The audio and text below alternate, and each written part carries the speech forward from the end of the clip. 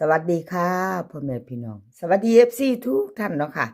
กลับมาพบมาพอกับเจตาพารวยคือเก่าค่ะมื้อนี้ในทางช่อง YouTube คลิปนี้เจตาวางแนวทางของลาวพัฒนาค่ะลาวพัฒนาจะเป็นของวันที่19เนาะเห็นอยู่นี่2เซียนดังค่ะประวัติ2เซียนดังวันที่16ที่ผ่านมาเนาะค่ะ16ที่ผ่านมาจะเป็นของเซียนซุ่มแล้วก็เซียนจิระค่ะเซียนซุ่มกับเซียนจิระ2เซียนดังเพิ่นเข้าไปเซียนซุ่มค่ะวิ่งรูดเพิ่นขึ้นมา2ตัวกอดข้อกันมา1 2กับ1ทั้งบนทั้งล่าง14ค่ะลาวพัฒนาออก182 3ตัวบน41ล่างของเพิ่นออกตัวกลับค่ะของเซียนซุ่มบัดนี้เซียนจิระค่ะเซียนจิระวิ่งรูดเด็ดเด่นตัวเดียวเนาะพี่น้องสายวิ่งสายรูดเซียนจิระเป็นจังใดวิ่งรูดน้ำเพิ่นตัวเดียวเนาะพี่น้องตัวเดียวดีใจด้วยค่ะไผได้182 3ตัวบนค่ะ41ล่าง14ค่ะออกตัวกลับเนาะแต่เป็นตัวเน้นตัวเจาะของเซียนจิระเอามาให้เบิ่งคู่นี้2เซียนดังเนาะพี่น้องวันที่16ที่ผ่านมาค่ะรอติดตามคลิปนี้ก็มี4เซียนดังคือเก่าค่ะ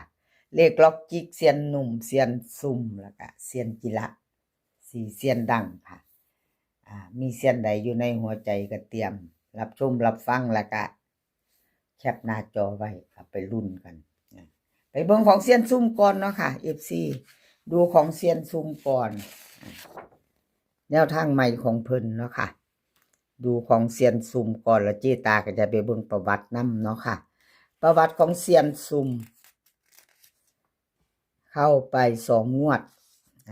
เข้ามา3งวด3งวดติดค่ะ FC 3งวดติดจับตามองของเซียนซุ่มเนาะค่ะเลขเพิ่นเข้า3งวดติดเซียนซุ่มแนวทางใหม่ของเพิ่นเตรียมแคปหน้าจอใครจะไปต่อกับเพิ่นมื้อแลง20:30นค่ะมื้อนี้เป็นวันจันทร์ที่19เนาะพี่น้อง FC เตรียมแคปหน้าจอเซียนซุ่มค่ะลาวพัฒนาวิ่งรูดเพิ่นให้มา8กับ9ค่ะ8กับ9 2ตัว4หาง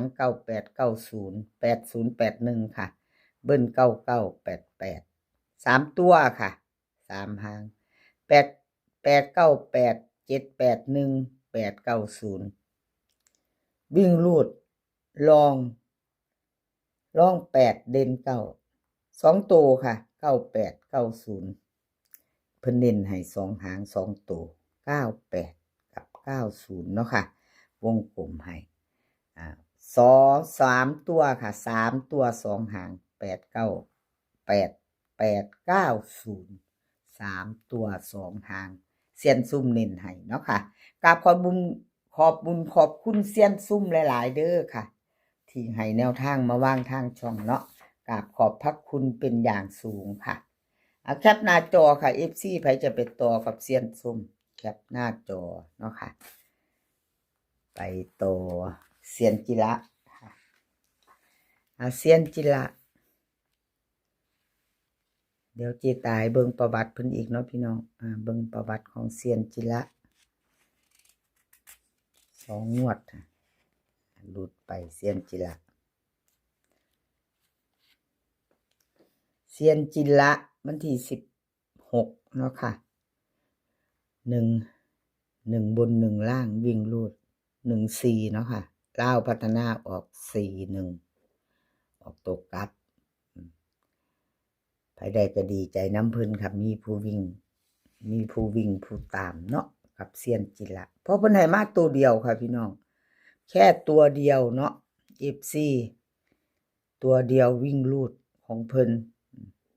เอามาลุ้นกันใหม่คันไผยังบ่ทันตามค่ะยังไม่ตามมาใหม่ไปต่อค่ะกับเซียนจิระวิ่งรูดค่ะวิ่งรูด7ตัวเดียว7ตัวเดียว2ตัวค่ะ4หาง0737 5787เบิ้ล77 3ตัว2หาง087 837ค่ะ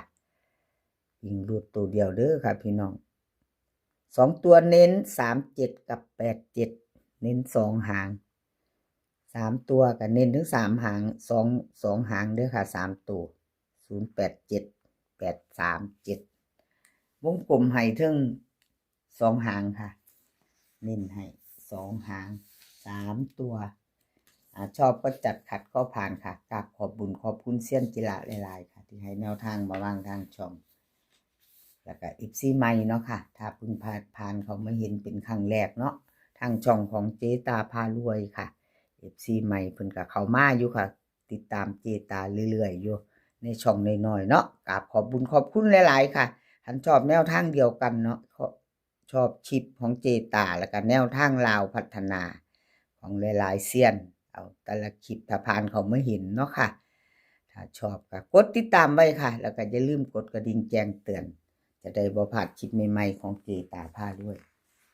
ในช่องเนาะค่ะแล้วก็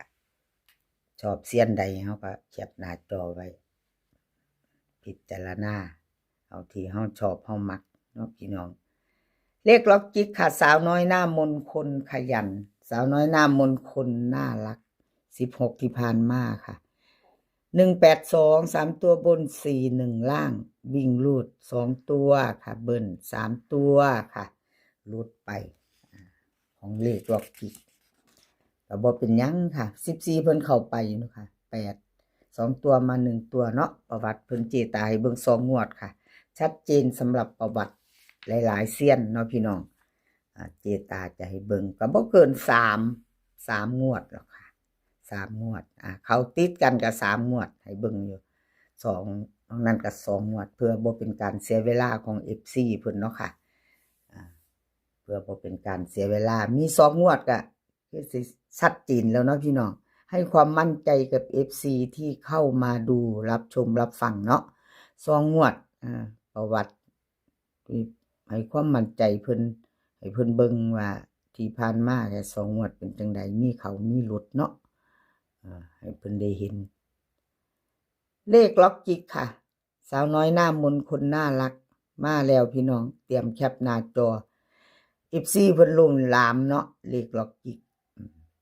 ทางช่องเพิ่นก็เติบโตช่องเพิ่นก็ใหญ่แล้วเนาะค่ะเลขล็อกจิกเนาะวิ่งรูดเพิ่นให้มาค่ะจับตามองสายวิ่งสายรูดจับตามองของเลขล็อกจิก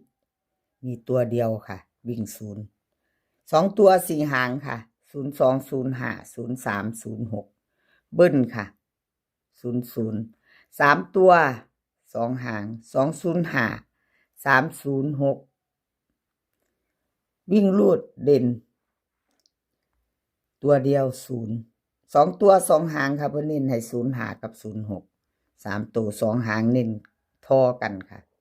205 306FC เตรียมแคปหน้าจอใครจะไปต่อกับเลขล็อกจิกเนาะค่ะใครจะไปต่อแคปหน้าจอไว้สาวน้อยหน้ามนคนน่ารักเลขล็อกจิก FC เพิ่นแคปหน้าจอค่ะรุ่นต่อมือแรงกราบขอบคุณขอบคุณเลขล็อกจิกหลายๆค่ะที่ให้แนวทางมาวางทางช่องของเจตาเนาะกราบขอบพระคุณเป็นอย่างสูงเอามาไปต่อค่ะกับเซียนหนุ่มเซียนหนุ่มเป็นจังใดเนี่ยเนาะ16ที่ผ่านมากับเซียนหนุ่มเนาะค่ะเซียนหนุ่ม16ที่ผ่านมา182 3 ตัวบนค่ะ41ล่างเซียนหนุ่มวิ่งรูด2 ตัวค่ะเบิ้ล3 ตัวหลุดไปเจตาเป็นกำลังใจให้ค่ะไม่เป็นไรเนาะ14เพิ่นก็เข้าไป08เนาะพี่น้องเพิ่งหลุดนี่เซียนหนุ่มหลุดก็บ่โดนเด้อค่ะเซียนหนุ่มตามที่เห็นมาเนาะตามแนวทางของเพิ่นหลุดบ่โดนหรอกค่ะบ่หลายงวดมาตามต่อกับเซียนหนุ่มตามต่อไปใหม่ค่ะมาไปใหม่มื้อวันที่19เป็นมื้อนี้20:30นค่ะFC เซียนหนุ่มเตรียมแคปหน้าจอค่ะแคปหน้าจอเนาะวิ่งรูดค่ะเซียนหนุ่มเพิ่นให้มา1กับ0 2 ตัว4 หางค่ะ